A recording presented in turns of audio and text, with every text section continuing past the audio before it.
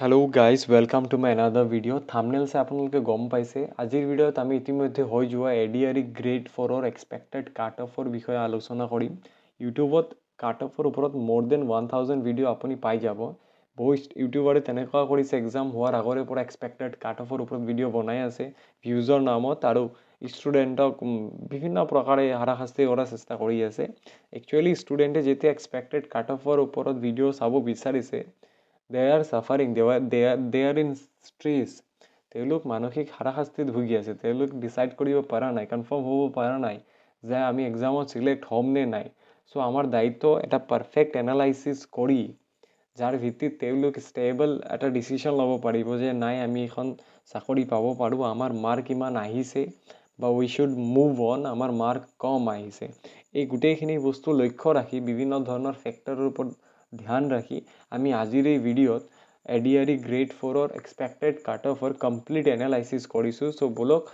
লাষ্টলৈ ভিডিঅ'টো চাব আপুনি গম পাব যে লাষ্ট ইয়াৰতকৈ এই বছৰ কাট অফ বাঢ়িব নে কমিব যদি বাঢ়ে কিয় বা যদি কমে কিয় সেই কাৰণসমূহৰ সৈতে আমি এনালাইসিস কৰি আপোনাক বুজাই দিম সো বলক আজিৰ ভিডিঅ'টো আমি ষ্টাৰ্ট কৰোঁ চাওক যেতিয়া আমি কোনো এটা বস্তু প্ৰেডিক্ট কৰোঁ তাৰ লগতে বহুকেইটা ফেক্টৰ জড়িত হৈ থাকে কিছুমান ফেক্টৰে আমাৰ প্ৰেডিকশ্যনটোক পজিটিভলি ইম্পেক্ট কৰে আৰু কিছুমান ফেক্টৰে আমাৰ প্ৰেডিকশ্যনটোক নেগেটিভলি ইম্পেক্ট কৰিব পাৰে সো আমি এতিয়া প্ৰেডিক্ট কৰিব ওলাইছোঁ এডিআৰই গ্ৰেড 4ৰ এক্সপেক্টেড কাট অফ সো কোনো এটা এক্সামৰ কাট অফৰ বিষয়ে যেতিয়া আমি এনালাইসিস কৰিম প্ৰথম বস্তু আমি যিটো ধ্যান ৰাখিব লাগিব সেয়া হ'ল নাম্বাৰ অফ এপ্লিকেণ্টছ আপোনালোকে জানে এডিআৰইয়ে 2024 চনত প্ৰথমবাৰ এক্সাম লোৱা নাই তেওঁলোকে 2022 চনতো ভেকেঞ্চি ওলাইছিল 2022 চনত যেতিয়া ভেকেঞ্চি ওলাইছিল সেই সময়ত মুঠ 11,15,000 মান ষ্টুডেণ্টে এপ্লিকেণ্টে কি কৰিছিল এপ্লাই কৰিছিল আৰু 2024ত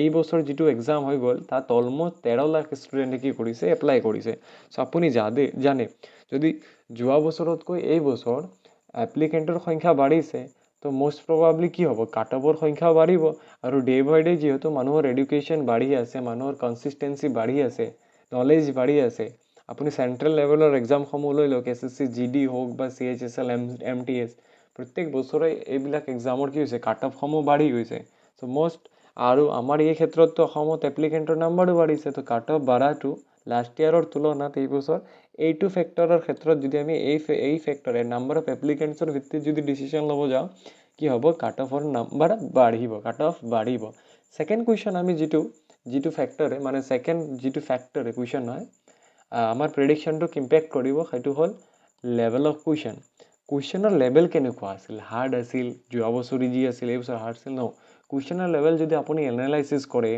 যোৱা বছৰৰ কুৱেশ্যনো ইজি টু মডাৰেট আছিল আৰু এই বছৰৰ কুৱেশ্যনো ইজি টু মডাৰেট টাফ বুলি আমি নকওঁ কিছু কুৱেশ্যন আহিছে আউট অফ আৱাৰ এক্সপেক্টেশ্যন আমি ভাবিব নোৱাৰা কুৱেশ্যনো আহিছে বাট ইজি টু মডাৰেট কুৱেশ্যন যদি কুৱেশ্যনৰ লেভেল একে আছে তো এইটোৱে ইমান ইম্পেক্ট নকৰে কিন্তু 3 নম্বৰ যিটো ফেক্টৰ সেইটো বহুত বেয়াকৈ ইম্পেক্ট কৰিব মানে বেয়া নহয় একচুৱেলি ভালকৈ ইম্পেক্ট কৰিব নেগেটিভ মাৰ্কছ লাষ্ট ইয়াৰ এডিআৰইত কোনো ধৰণৰ নেগেটিভ মাৰ্কছ নাছিলে সেম 135টা প্ৰশ্ন সকলোৱে মেক্সিমাম মানুহ এটেম্প কৰি আহিছে আৰু যোন ভুলৰ কাৰণে কোনো নেগেটিভ মাৰ্ক নাছিলে সো তাৰ কাৰণে আৰু এই বছৰ যেহেতু নেগেটিভ মাৰ্ক সিস্টেমটো আনিছে এই ফেক্টৰটোৱে কি কৰিব যোৱা বছৰৰ কম্পেয়াৰত এই বছৰ কাট অফ কম কৰাত সহায় কৰিব কিন্তু আমি এটা ফেক্টৰৰ ভিত্তিত কাট অফ ডিচিশ্যন নল'ম বহুতকেইটা ফেক্টৰ আছে যিসমূহ আমি মনত ৰাখিব লাগিব বা যিসমূহৰ ভিত্তিত আমি কাট অফটো বনাব পাৰিম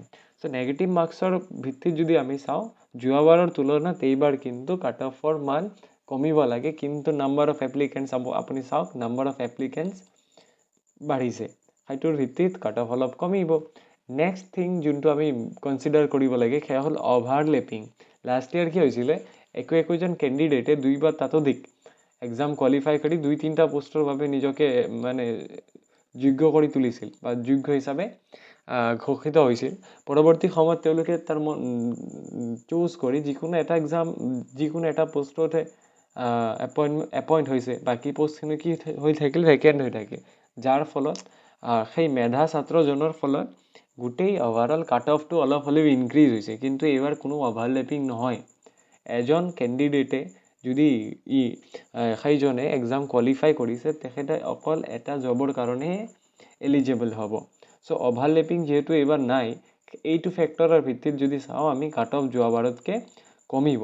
কিন্তু লাষ্টৰ যিটো ফেক্টৰ সেইটোৰ ভিত্তিত মানে বহুতকৈ বহুত ইম্পেক্ট কৰিব আমাৰ কাট অফটোত।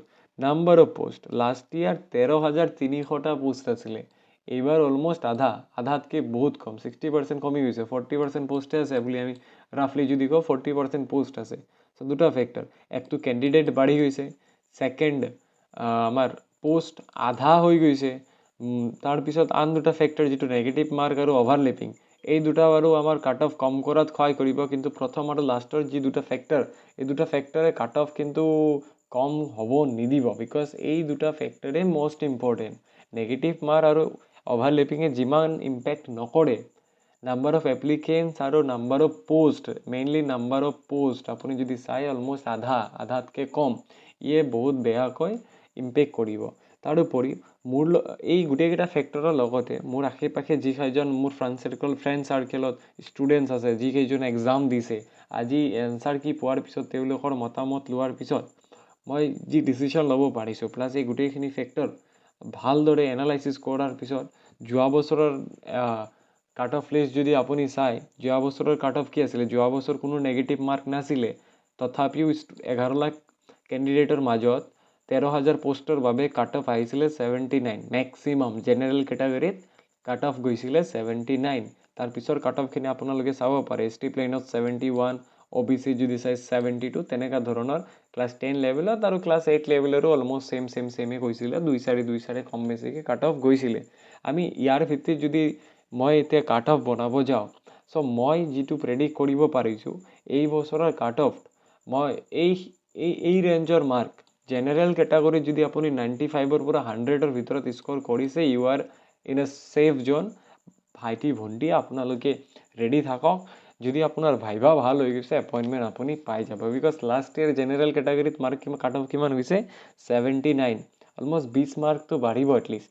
কাট অফ যোৱাবাৰতকৈ কম নাযায়, কেতিয়াও নাযায়, বিকজ নাম্বাৰ অফ পোষ্ট কমি গৈছে। যিটো বস্তুৰ কাৰণে এক্সাম হৈছে সেইটো বস্তুই কমি গ'ল, তো কাট অফ কেনেকৈ কমিব কওক? কাট অফটো তেতিয়া বাঢ়ি যাব, কাৰণ পোষ্ট আধাতকৈও কমি গৈছে।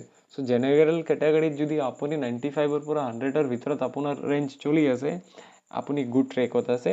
আপুনি আগন্তুক ভাইভা বা যি প্ৰেক্টিকেল এক্সামেই হওক, যিসমূহ এক্সাম হ'বলৈ গৈছে, তাৰ বাবে আপুনি নিজকে তৈয়াৰী কৰি তোলক। ছেকেণ্ডলি, OBCৰ কাট অফ মই যি ভাবোঁ 88ৰ পৰা 93 ৰেঞ্জত থাকিব। চাওক, এইটো এটা প্ৰেডিকশ্যনে হয়, অৰিজিনেল কাট অফৰ কোনো লিষ্ট নহয়। চ' ইয়াৰ পৰা +-5 হ'ব পাৰে, আপোনালোকে সেইটো মাইণ্ডত ৰাখিব। আৰু আপোনালোকে নিজৰ স্ক'ৰ সেই হিচাপে বিবেচনা কৰি আগন্তুক যিবিলাক এক্সাম আহি আছে, এইটো এক্সামৰ লগতে ৰিলেটেড যিবিলাক ষ্টেপছ বাকী আছে, তাৰ বাবে নিজকে তৈয়াৰী কৰি তোলক।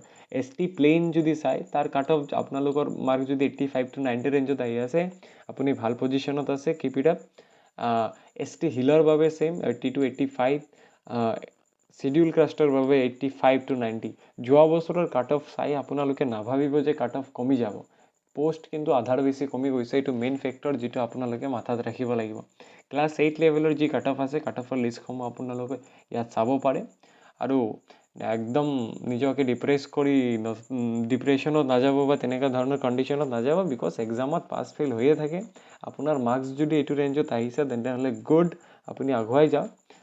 থেংক ইউ ফৰ ৱাচিং দ্য ভিডিঅ' টিল দ্য এণ্ড। আমি এইটো চেনেলত অলৰেডি আছাম জিঅ'গ্ৰাফীৰ 3-4টামান ভিডিঅ' আপলোড কৰিছোঁ, যিসমূহ ভিডিঅ' আগন্তুক আছাম পুলিচৰ ৰিটেন এক্সামৰ বাবে বহুত উপযোগী হ'ব। শ্বৰ্টলি আমি এইটো চেনেলত মেথছৰ কনচেপ্ট সহ প্ৰেক্টিচৰ বেচ লৈ আনিম, আৰু কমপ্লিট চিলেবাছ ইউটিউবৰ জৰিয়তে ফ্ৰীতে পঢ়োৱাৰ চেষ্টা কৰিম। চ' আপোনালোকে যদি মেথছ প্লাছ জেনেৰেল নলেজৰ ভিডিঅ' প্লাছ কাৰেণ্ট এফেয়াৰ তেনেকুৱা ধৰণৰ আপডেটসমূহ পাব বিচাৰে, চেনেলটো ছাবস্ক্ৰাইব কৰি দিব, কমেণ্ট কৰিব কেনেকুৱা লাগিছে বা আপোনাৰ মতামত কি, কাট অফ কিমান যাব পাৰে, কমেণ্ট কৰি জনাব। Thank U.